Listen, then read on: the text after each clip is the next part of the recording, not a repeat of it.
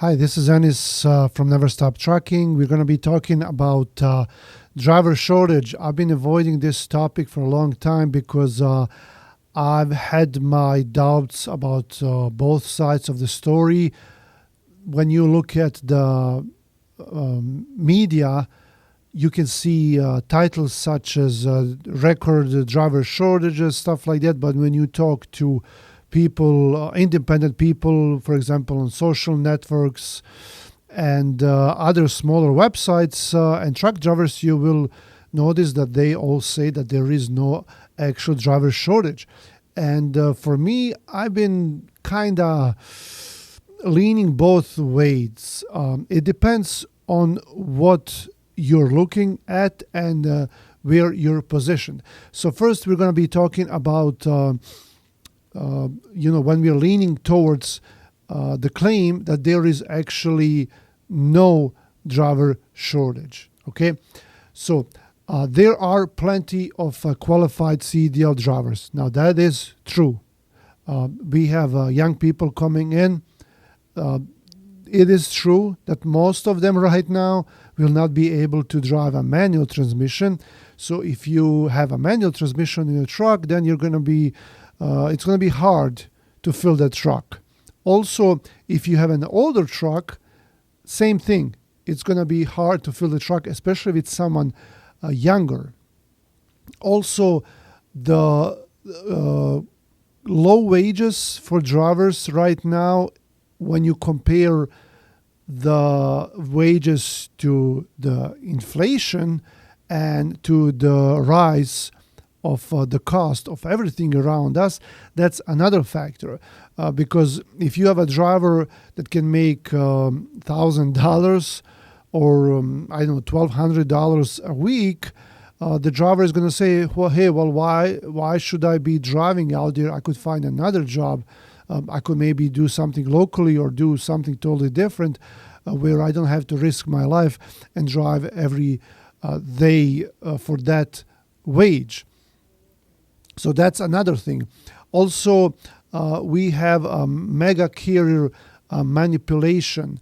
What does that mean? Well, that means that they can hire people out of trucking school, people with no experience, and then they can just kind of blackmail them with these low wages. Most smaller companies cannot hire drivers that have less than 1 or 2 years of experience, and the mega carriers can do that. But then they're just gonna give them a smaller wage because they know they have no choice. Also, we have these visa programs, H-2B, B-1. They're also used to suppress wages because if you have someone coming from abroad, they live in their truck, they come here and work temporarily or seasonally. They might be sending the money back home, or they're just going to save it and go back home. For them, it makes sense to drive for less money, and the carriers will just fight over them. So at the end, this could be called retention and a respect problem, okay? Not the driver shortage. There are 400,000 CDL holders that are not driving right now. So that means that you have this big pool of drivers that are, I don't know if they're willing to drive, but they're qualified to drive. And a lot of them are exiting the trucking industry, maybe because of the low wages, maybe of the respect problem, maybe of the home time. They cannot be at home. They want to do something normal, let's put it that way, because truck driving is a very special job. It's not for everyone, and it's far from other everyday jobs. Mega carriers have 80% turnover. That's a lot, right? And even smaller companies are seeing that because mostly of the markets and the wages. So you can't blame a trucking company if they cannot if they can't make $2 per mile, how are you going to afford paying the driver 60, 70 cents per mile if your average is even less than $2 per mile, and if you have a company truck? So it's going to be hard to pay that driver that money. And I understand that coming from a carrier perspective. When I had my own company trucks, right now we're working with owner operators who are leased on to our authority. When I had my company trucks, a lot of money was going towards the driver wages. You have fuel, that's a big expense, and you have driver wages. And then you have maintenance, and then you have insurance. So those are your biggest expenses. Now, if the maintenance is it's skyrocketing, if the fuel prices are going up, right now they're steady, but insurance prices are going up, and you have driver wages going up, it's going to be hard for those companies to pay those drivers, right? So we have to understand that.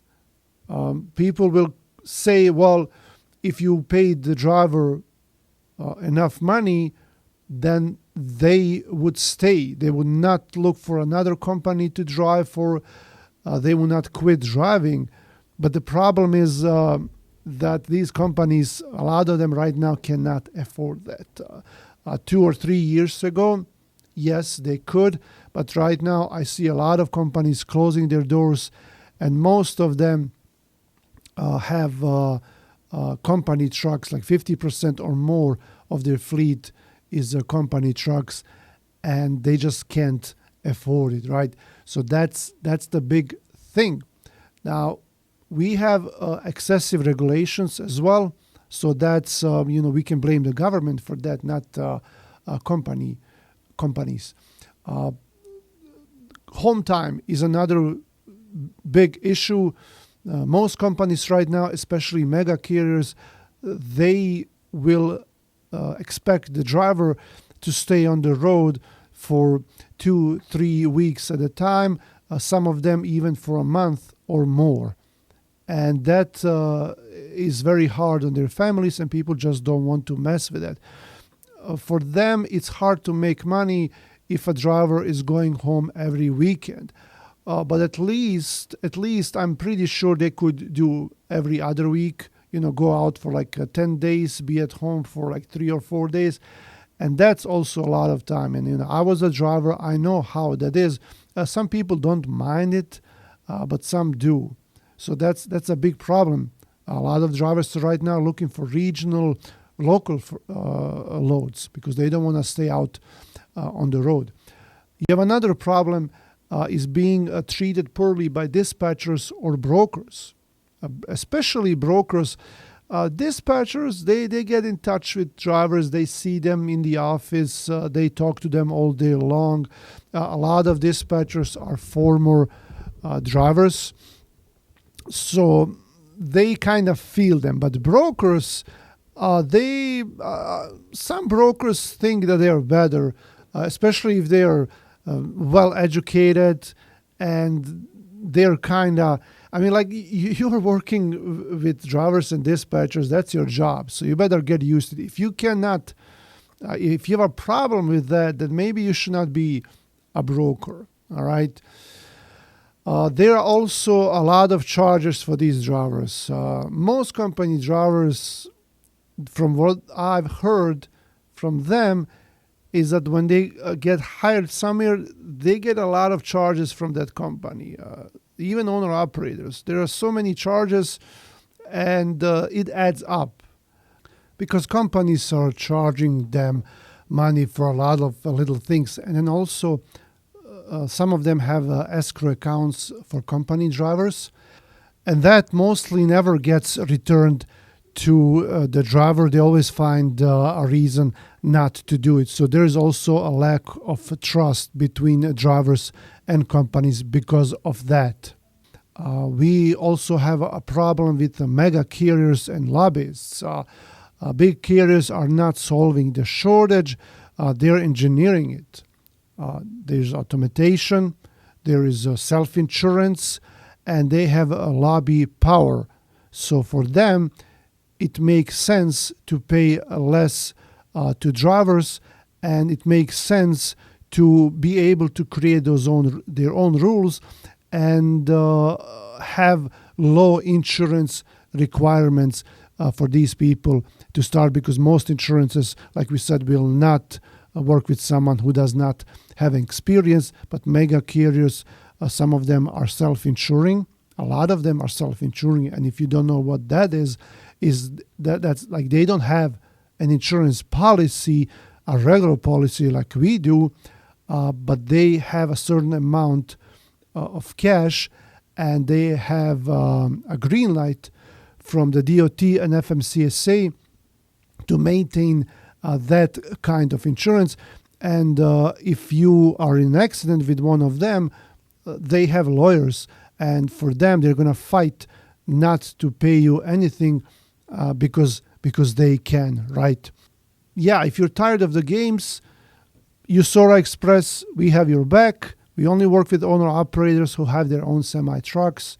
So right now, we don't have any company trucks, but we would love to have you. In the description of this video, there's a link. There's my phone number. Call us. Let's talk, and let's make this industry better. Thanks for watching.